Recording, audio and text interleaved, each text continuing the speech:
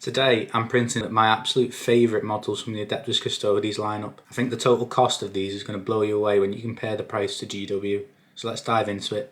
So the files I'll be using can be found on Cults3D for free. You just have to get creative with your search terms. After finding the files, I supported them myself, though they did come with pre-supported files. I never trust them, as more often than not it leads to failed prints, which can damage your printer if you're not careful.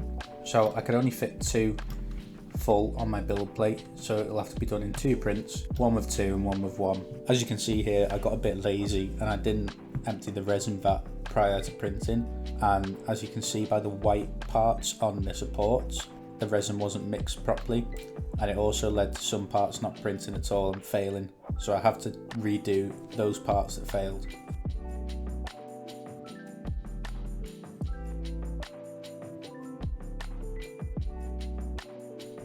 So after removing the supports and washing the parts, I put them in my wash and cure station to cure them.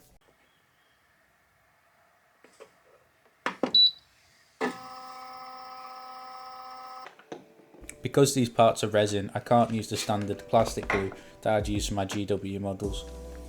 To be specific, I'm using a 2-part glue that's used in the construction industry for mitering and skirting board. It allows me to quickly apply the glue and have it set in under 10 seconds, giving a strong, solid bond. I then went back to the garage and primed in first black, then gold.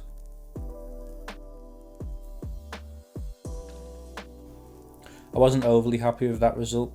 I think the gold paint had been sitting around for a while, which left a weird texture, but rather than stripping the model, I'm moving on.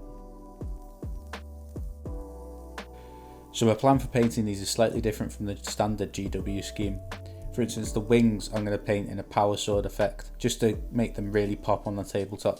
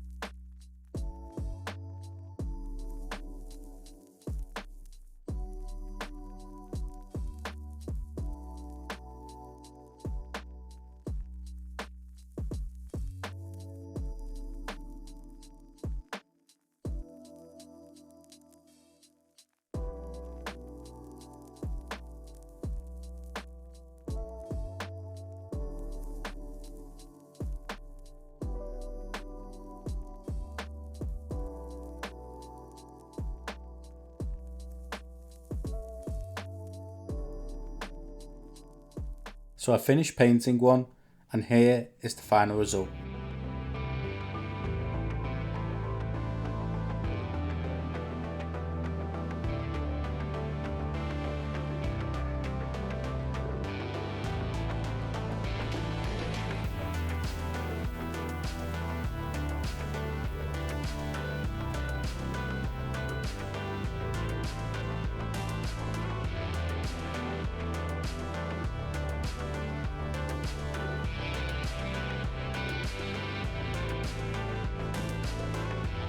So, what did you think of the finished result? I think it turned out pretty good.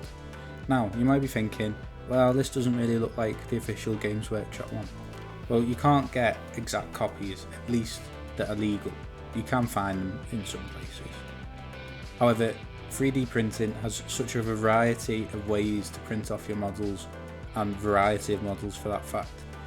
In fact, Tyranids and demons puts Games Workshop's models to shame, and in a future video I'm going to be showing you exactly how good they are. So guys, let's break down the costs.